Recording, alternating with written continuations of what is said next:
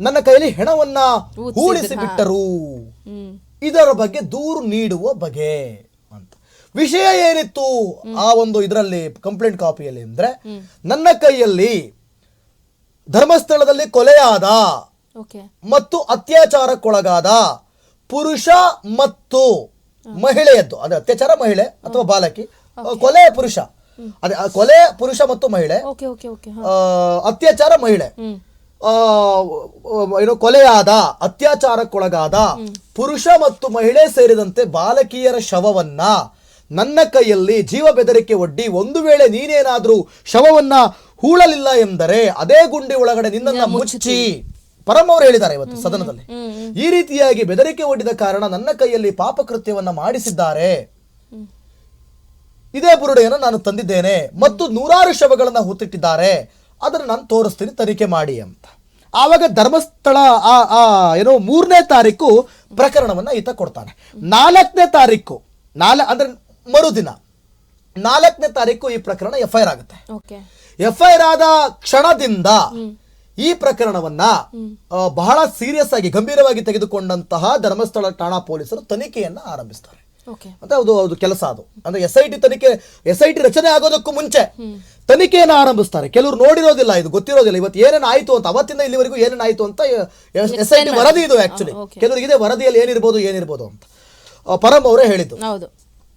ತದನಂತರದಲ್ಲಿ ಮಹಿಳಾ ಆಯೋಗದಿಂದ ರಾಜ್ಯ ಸರ್ಕಾರಕ್ಕೆ ಸಿದ್ದರಾಮಯ್ಯನವರಿಗೆ ಮಹಿಳಾ ಆಯೋಗದ ಅಧ್ಯಕ್ಷರು ಒಂದು ಪತ್ರ ಬರೀತಾರೆ. ಮಹಿಳಾ ಆಯೋಗದ ಅಧ್ಯಕ್ಷೆ ಒಂದು ಪತ್ರವನ್ನ ಬರೀತಾರೆ.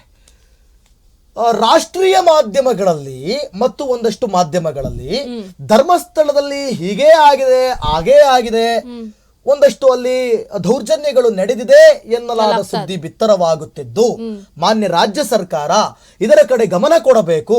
ಗಮನ ಕೊಟ್ಟು ಈ ಪ್ರಕರಣವನ್ನ ನೀವು ಗಂಭೀರವಾಗಿ ತೆಗೆದುಕೊಂಡು ಇದಕ್ಕೆ ಒಂದು SIT ರಚನೆಯನ್ನ ಮಾಡಬೇಕು ಅಂತ ಹೇಳಿ ಸಿದ್ದರಾಮಯ್ಯನವರಿಗೆ ಒಂದು ಪತ್ರ ಬರೀತಾರೆ. ಅದಾದ್ಮೇಲೆ ವಕೀಲರು ಹೋಗ್ಬಿಟ್ಟು ಒಂದಷ್ಟು ಅಲ್ಲಿ ಹೋಗಿ ಸಿದ್ದರಾಮಯ್ಯನವರ ಮುಂದೆ ಬೇಡಿಕೆ ಇಡ್ತಾರೆ. ಅವರು ವಕೀಲರು ಹೋದಾಗ ಸಿದ್ದರಾಮಯ್ಯನವರು ಇಲ್ಲಿ ಯಾವುದೇ ತನಿಖೆ SIT ರಚನೆ ಮಾಡೋದಿಲ್ಲ ಅಂತ ಹೇಳಿರ್ತಾರೆ. ಯಾವಾಗ ಮಹಿಳಾ ಆಯೋಗದಿಂದ ಪತ್ರ ಬರುತ್ತೆ, ನಿಮಗೆ ಗೊತ್ತಾ, SIT ರಚನೆ ಮಾಡಲ್ಲ ಅಂತ ಹೇಳಿದ್ರು, ಸಡನ್ ಆಗಿ ರಚನೆ ಆಗುತ್ತೆ. ಬೆಳಗ್ಗೆ ಆಗಲ್ಲ ಅಂದಿದ್ರು ಸಾಯಂಕಾಲ ರಚನೆ, ಸಾಯಂಕಾಲ ಆಗಲ್ಲ ಅಂದಿದ್ರು ಬೆಳಗ್ಗೆ ರಚನೆ ಆಗುತ್ತೆ. ಸೊ ಹೀಗಿದ್ದಾಗ SIT ರಚನೆ ಆಗುತ್ತೆ. ಪ್ರಣವ್ ಮೊಹಾಂತಿ ನೇತೃತ್ವದಲ್ಲಿ, ಅನುಚೇತ್ ಇವರೆಲ್ಲ ನೇತೃತ್ವದಲ್ಲಿ, ಮತ್ತು ಸೌಮ್ಯ ಅವರು ಏನೋ ವೈಯಕ್ತಿಕ ಕಾರಣದಿಂದ ಹಿಂದೆ ಉಳಿದ್ರು, ಅದು ಇದು ಬಿಡಿ, ಅದು ಬೇಡ, ವೈಯಕ್ತಿಕ ಕಾರಣದಿಂದ ಹಿಂದೆ ಉಳಿದ್ರು, ಅದು ಬಿಟ್ಟಾಕಿ. ಅವರನ್ನ ನೇಮಕಗೊಂಡಂತೆ ಸುಮಾರು 20 ಸಿಬ್ಬಂದಿಗಳು, ಇದು ಪರಂ ಹೇಳೋದು, ಸುಮಾರು 20 ಸಿಬ್ಬಂದಿಗಳು ಸೇರಿದಂತೆ SIT ರಚನೆಯನ್ನ, ಅಂದ್ರೆ ಏನು ಧರ್ಮಸ್ಥಳ ಪೊಲೀಸ್ ಸ್ಟೇಷನ್ ಅಲ್ಲಿ ಅವರು ತನಿಖೆ ಮಾಡ್ತಾ ಇರ್ತಾರಲ್ಲ, ಅದನ್ನ ಇವರೋಗಿ ತಗೊಂತಾರೆ. ಯಾರು? ಧರ್ಮಸ್ಥಳ ಸ್ಥಳೀಯ ಪೊಲೀಸ್ ಠಾಣೆಯವರು ಮಾಡ್ತಿರ್ತಾರಲ್ಲ, ಆ ತನಿಖೆಯನ್ನ ಇವರು ಇನ್ಚಾರ್ಜ್ ತಗೋತಾರೆ, ತಮ್ಮ ಇದಕ್ಕೆ ತಗೊಂತಾರೆ, ಅಧೀನಕ್ಕೆ ತಗೋತಾರೆ.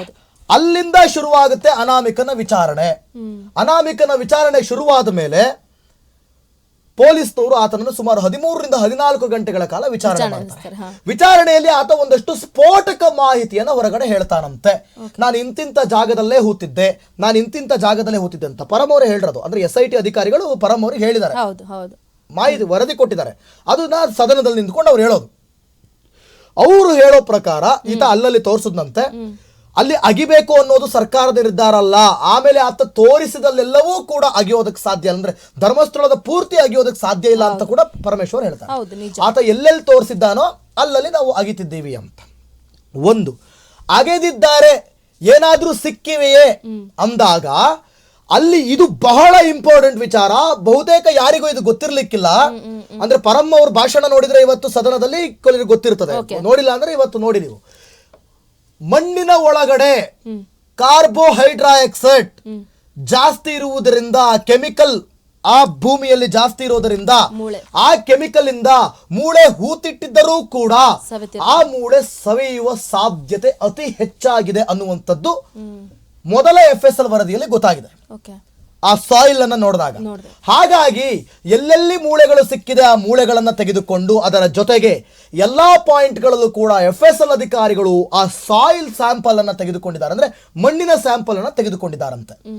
ಒಂದು ವೇಳೆ ಓಕೆ, ಇದೆಲ್ಲವನ್ನು ಕೂಡ ಇವಾಗ ಏನೇನಾಯ್ತು, ಎಲ್ಲಾ ಪಾಯಿಂಟ್ ಅಲ್ಲೂ ಕೂಡ ತೆಗೆದುಕೊಂಡಿದ್ದಾರಂತೆ. ಎಷ್ಟು ಆಳಕ್ಕಿದೆಯೋ ಅಷ್ಟು ಆಳಕ್ಕೂ ಪದರವಾಗಿ ತೆಗೆದುಕೊಂಡಿದ್ದಾರಂತೆ ಮಣ್ಣಿನ ಸ್ಯಾಂಪಲ್ ಅನ್ನ ಪದರವಾಗಿ ತೆಗೆದುಕೊಂಡಂತ FSL ಅಧಿಕಾರಿಗಳು ಅದನ್ನು ಲ್ಯಾಬ್ಗೆ ಕಳಿಸಿದ್ದಾರೆ.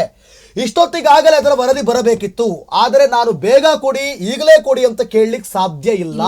ಯಾಕಂತಂದ್ರೆ ಅವರಿಗೆ ಫುಲ್ ಫ್ರೀಡಮ್ ಕೊಟ್ಟಿದ್ದೀವಿ ನಾವು.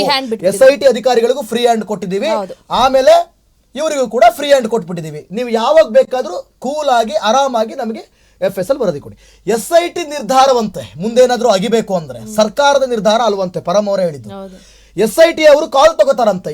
ಯಾವುದ್ರ ಮೇಲೆ ಕಾಲ್ ತಗೋತಾರೆ SIT ಅವರು ಅಂದ್ರೆ, FSL ವರದಿಯಲ್ಲೇನಾದರೂ ಒಂದು ವೇಳೆ ಇದರೊಳಗಡೆ ಮೂಳೆ ಸವೆದಿರುವಂತ ಅಂಶಗಳು ಪತ್ತೆಯಾಗಿದ್ರೆ DNA ಮ್ಯಾಚ್ ಮಾಡಿ ನೋಡ್ತಾರಂತೆ. ಒಂದು ವೇಳೆ ಆ DNA ಅಂಶ ಒಂದು ಕೂದಲು ಸಿಕ್ಕಿದ್ರು ಕೂಡ, ಅಥವಾ ಮಣ್ಣಿನಲ್ಲಿ ಮೂಳೆ ಸವೆತ ಆಗಿ ಅದರೊಳಗಡೆ ಮಿಕ್ಸ್ ಆಗಿದೆ ಅಂದ್ರೂ ಕೂಡ, ಅದು ಆದ್ರೆ ಕೂಡ ಆಗ SIT ಅವರು ತನಿಖೆಯನ್ನು ಮುಂದುವರಿಸ್ತಾರಂತೆ. ಆತ ಎಲ್ಲೆಲ್ಲಿ ತೋರಿಸ್ತಾನೆ ಅಲ್ಲಲ್ಲಿ. ಒಂದು ವೇಳೆ ಆಗಿಲ್ಲ ಅಂದ್ರೆ ಅದು ಬೇರೆ ರೀತಿಯಾದದ್ದೇ ಪ್ರೊಸೀಜರ್ ಆಗುತ್ತೆ, ಬೇರೆ ರೀತಿಯಾಗಿ ಕನ್ಕ್ಲೂಷನ್ ಅನ್ನ ತೆಗೆದುಕೊಳ್ಳುತ್ತೆ, ಬೇರೆ ಹಾದಿಯಾಗಿ ಅದು ಸಾಕ್ತಾ ಹೋಗುತ್ತೆ ಪ್ರಕರಣ. ಇಷ್ಟನ್ನ ಹೇಳಿದ್ರು, ಇಲ್ಲಿವರೆಗೂ ಬಂದಿದೆಯಂತೆ. ಈಗ FSL ಇದಕ್ಕೋಸ್ಕರ ಕಾಯ್ತಾ ಇದಾರಂತೆ, ಮತ್ತೆ ಒಂದಷ್ಟು ತನಿಖೆಯನ್ನ ಮಾಡ್ತಾ ಇದಾರಂತೆ. ಯಾರ್ದು? ಅನಾಮಿಕನ ಹಿನ್ನೆಲೆ. ಇದು ಒಂದಾದ್ರೆ, ವಿಪಕ್ಷಗಳಿಗೆ ಏನು ಉತ್ತರ ಕೊಟ್ರು, ವಿಪಕ್ಷಗಳಿಗೆ ಉತ್ತರ ಕೊಟ್ಟಿದ್ದೇನು ಅಂತಂದ್ರೆ ಯಾರು? ಪರಂ. ವಿಪಕ್ಷಗಳಿಗೆ ಉತ್ತರ, ನೀವು ಈ ಕೂಡಲೇ ಅನಾಮಿಕನನ್ನ ಅರೆಸ್ಟ್ ಮಾಡಿ ಅಂತ ಹೇಳಿಬಿಟ್ಟು ಸುನಿಲ್ ಕುಮಾರ್ ಅವರು ಹೇಳಿದ್ರು, ವಿರೋಧ ಪಕ್ಷದ ನಾಯಕರು ಹೇಳಿದ್ರು. ಆಗ ಅದಕ್ಕೆ ಬಹಳ ಚೆನ್ನಾಗಿ ಹೇಳ್ತಾರೆ ಪರಮೇಶ್ವರ್ ಅವರು. ಏನಂದ್ರೆ, ನಾನು ಪ್ರತಿ ಸಲ ನ್ಯೂಸ್ ಮಾಡ್ಬೇಕಾದ್ರೂ ಆ ಪಾಯಿಂಟ್ ಅನ್ನ ಹೇಳಿದೀನಿ. ಈಗಾಗಲೇ ಆ ಅನಾಮಿಕ ನ್ಯಾಯಾಲಯದ ಮುಂದೆ 164 ಹೇಳಿಕೆಯನ್ನ ಕೊಟ್ಟಿದ್ದಾನೆ. ಅಲ್ಲಿ ಒಂದು ಕಮಿಟಿ ಅನ್ನೋದು ರಚನೆಯಾಗಿದೆ.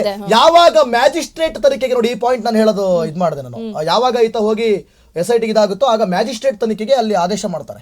ಮ್ಯಾಜಿಸ್ಟ್ರೇಟ್ ತನಿಖೆಗೆ ಹೋದಾಗ, ಮ್ಯಾಜಿಸ್ಟ್ರೇಟ್ ತನಿಖೆ ಅಂದ್ರೆ ನಿವೃತ್ತ ಜಡ್ಜ್ ಈ ತನಿಖೆಗೆ ಅವರು ಆದೇಶ ಮಾಡೋದು. ಅವರು ಮುಂದೆ ಈತ ಏನೋ 164 ಹೇಳಿಕೆ ಕೊಟ್ಟಿದ್ದಾನೆ, ಅಲ್ಲೊಂದು ಕಮಿಟಿ ರಚನೆ ಆಗಿರುತ್ತೆ. ಆ ನಿಯಮದ ಪ್ರಕಾರ ಈತನನ್ನ ಬಂಧಿಸುವಂತಿಲ್ಲ, ಈತನನ್ನ ವಶಕ್ಕೆ ಪಡೆದುಕೊಳ್ಳುವಂತಿಲ್ಲ, ಈತನನ್ನ ಕಟ್ಟ ಹಾಕುವಂತಿಲ್ಲ. ಆತ ಬೆಳಗ್ಗೆ ಬರಬೇಕು, ಸಂಜೆ ಹೋಗ್ಬೇಕು. ಈ ಕಾರಣದಿಂದಾಗಿ ತನಿಖೆಯ ಹಂತ ಮುಗಿಯೋವರೆಗೂ ಆತನನ್ನ ಅರೆಸ್ಟ್ ಮಾಡುವಂತಿಲ್ಲ. ಈ ನಾಲೆಡ್ಜ್ ಬಿಜೆಪಿ ನಾಯಕರಿಗೆ ಇರಲಿ ಅಂತ ಪರಮೇಶ್ವರ್ ಅದಕ್ಕೆ ಕ್ಲಾರಿಫಿಕೇಶನ್ ಕೊಡ್ತಾರೆ. ಅದೊಂದು. ಅದಾದ ಮೇಲೆ ಬಹಳ ಚೆನ್ನಾಗಿ ಹೇಳ್ತಾರೆ ಅವರು ಪರಮೇಶ್ವರ್ ಅವರು, ಇಲ್ಲಿ ಯಾರೂ ಕೂಡ ಅಂದ್ರೆ ಧರ್ಮಸ್ಥಳಕ್ಕೆ ಸಂಬಂಧಪಟ್ಟಂತ ಅಭಿಮಾನ ನಮಗೂ ಇದೆ. ಲಕ್ಷಾಂತರ ಭಕ್ತಾದಿಗಳು ಅವರ ಧಾರ್ಮಿಕ ಭಾವನೆಗೆ ಧಕ್ಕೆ ಆಗಬಾರ್ದು. ಸಾಕಷ್ಟು ಜನ ನಂಬಿದ್ದಾರೆ ಮತ್ತು ಒಂದು ಡೌಟ್ ಶುರುವಾಗಿದೆ. ಈಗ ಈ ಡೌಟ್ ಅನ್ನ ನಾವು ಹಾಗೇ ಬಿಟ್ರೆ, ತನಿಖೆಯನ್ನ ಇಲ್ಲಿಗೆ ನಿಲ್ಲಿಸಿ ಹಾಗೇ ಬಿಟ್ರೆ, ಆ ಭಕ್ತಾದಿಗಳ ಮನಸ್ಸಲ್ಲಿ ಆ ಡೌಟ್ ಅನ್ನೋದು, ಅನುಮಾನ ಅನ್ನೋದು ಹಾಗೆ ಕೂರುತ್ತೆ.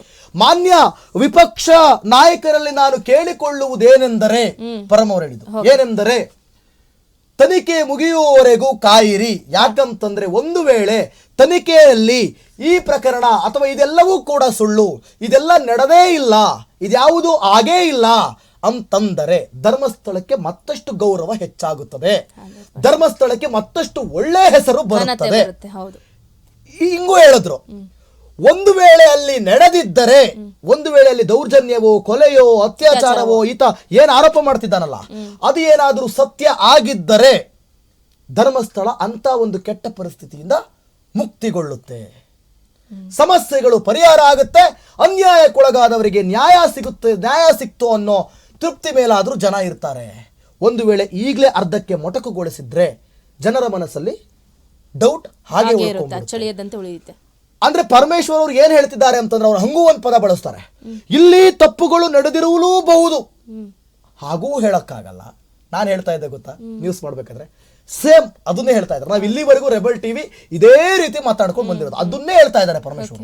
ಹಾಗಂತ ನಡೆದಿಲ್ಲ ಅಂತಾನು ಹೇಳಕ್ಕಾಗಲ್ಲ, ನಡೆದಿದೆ ಅಂತಾನು ಹೇಳಕ್ಕಾಗಲ್ಲ. ಇವೆಲ್ಲವೂ ಕೂಡ ಯಾವಾಗ ಗೊತ್ತಾಗುತ್ತೆ? FSL ರಿಸಲ್ಟ್ ಬಂದ ಮೇಲೆ ತನಿಖೆ ಸಂಪೂರ್ಣ. ಆಮೇಲೆ ಇನ್ನೊಂದು ಹೇಳ್ತಾರೆ, ಇಲ್ಲಿವರೆಗೂ ನಡೆದಿದ್ದು ಕೇವಲ ಟೀಸರ್, ಅಂದ್ರೆ 10% ಮಾತ್ರ. ಇಲ್ಲಿವರೆಗೂ ನಡೆದಿದ್ದು ಇನೋಗ್ರೇಷನ್ ಅಷ್ಟೇ, ಇನ್ನು ಮೇಲೆ ನಡೆಯೋದು ಇನ್ವೆಸ್ಟಿಗೇಷನ್. ಇಲ್ಲಿವರೆಗೂ ನಡೆದಿದ್ದು ಕೇವಲ 10% ಮಾತ್ರ.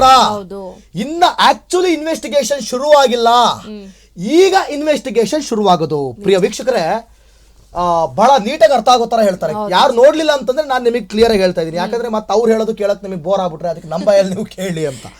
ಸೊ ಇದು ವಿಚಾರ. ಅಂದ್ರೆ ಅಲ್ಲಿಗೆ ಅರ್ಥ ಮಾಡ್ಕೊಳ್ಳಿ, FSL ರಿಪೋರ್ಟ್ ಬರೋವರೆಗೂ ಮಾತ್ರ ತನಿಖೆಗೆ ತಾತ್ಕಾಲಿಕ ಬ್ರೇಕ್, ಶಾಶ್ವತವಾದ ಬ್ರೇಕ್ ಅಲ್ಲ. ಅಂದ್ರೆ ತನಿಖೆ ಅಂತಂದ್ರೆ ತನಿಖೆ ಅಲ್ಲ, ಅಗಿಯೋ ಕಾರ್ಯಕ್ಕೆ ಬ್ರೇಕ್ ಅಷ್ಟೇ. FSL ರಿಪೋರ್ಟ್ ಬಂದು ಅಲ್ಲೇನಾದ್ರೂ ಸತ್ಯಾಂಶ ಬಯಲಾದ್ರೆ ಆಗ ಹೋದಂತ ಕಾರ್ಮಿಕರನ್ನ ವಾಪಸ್ ಕರ್ಸ್ಕೊಳ್ತಾರೆ, ಹೋದಂತ ಹಿಟಾಚಿಗಳನ್ನ ವಾಪಸ್ ಕರ್ಸ್ಕೊಂಡು ಇವ್ನು ಎಲ್ಲೆಲ್ಲಿ ತೋರಿಸ್ತಾನೆ ಅಲ್ಲೆಲ್ಲ ಆಗಿಸ್ತಾರೆ. ಇದು ಒಂದು. ಆಮೇಲೆ ಈ ಅನಾಮಿಕ ಎಲ್ಲೋ ಇವತ್ತು ಬಂದಂತ ಮಾಹಿತಿ ಅದೆಷ್ಟು ಸತ್ಯನೋ ಸುಳ್ಳೋ ಗೊತ್ತಿಲ್ಲ, ಏನೋ ಉಲ್ಟಾ ಹೊಡೆದು ಬಿಟ್ಟ ಅಂತ ಅನಾಮಿಕ. 2023 ನಾನು ತಮಿಳ್ನಾಡಿನಲ್ಲಿದ್ದೆ, ತಮಿಳ್ನಾಡಿಗೆ ನನ್ಗೊಂದು ಟೀಮ್ ಬಂತು, ಆ ಟೀಮ್ ನನ್ನ ಕರ್ಕೊಂಡ್ಬಂದು ಕೈಗೊಂದು ಬುರುಡೆ ಕೊಟ್ಬಿಟ್ಟು ನೀನು ಹೋಗ್ಬಿಟ್ಟು ಬಾಯಿಗೆ ಬಂದಂಗೆ ಆರೋಪ ಮಾಡೋ ಧರ್ಮಸ್ಥಳದ ಮೇಲೆ ಅಂತ ಹೇಳಿದ್ರು, ಅದಕ್ಕೆ ನಾನು ಬಂದೆ ಅಂತ. ಇದರ ಬಗ್ಗೆಯೂ ಕೂಡ ತನಿಖೆ ಆಗಬೇಕು. ಇದು ಸುಳ್ಳೋ ಸತ್ಯನೋ, ಆ ಟೀಮ್ ಯಾವುದು, ಒಂದು ವೇಳೆ ಅದು ನಿಜನೇ ಆಗಿದ್ರೆ ಆ ಟೀಮ್ ಯಾವುದು. ಈಗ ಈತ ಏನೇ ಹೇಳಿದ್ರು ಕೂಡ ನಂಬುವಂತ ಪರಿಸ್ಥಿತಿಯಲ್ಲಿ ನಾವಿದ್ದೇವೆ ಈಗ. ಅದೇ ರೀತಿಯಾಗಿ SIT ಅಧಿಕಾರಿಗಳು ಏನೇ ಹೇಳಿದ್ರು ಕೂಡ ನಂಬುವಂತ ಪರಿಸ್ಥಿತಿಯಲ್ಲಿ ನಾವಿದ್ದೇವೆ. ಯಾವ ವಿಚಾರವನ್ನು ನಾವು ಎತ್ತಾಕ್ಲಿಕ್ಕೆ ಸಾಧ್ಯ ಇಲ್ಲ, ಯಾವ ವಿಚಾರವನ್ನು ಕೂಡ ಎತ್ತಾಕ್ಲಿಕ್ಕೆ ಸಾಧ್ಯ ಇಲ್ಲ. Yes, next Chandrakala breaking. Next breaking ನೋಡೋದಾದ್ರೆ ತಾತ್ಕಾಲಿಕ ಬ್ರೇಕ್. ಹೌದು, ಧರ್ಮಸ್ಥಳ ಬುರುಡೆ ಶೋಧ. ಎಸ್, ಧರ್ಮಸ್ಥಳ ಶೋಧ ಕಾರ್ಯಕ್ಕೆ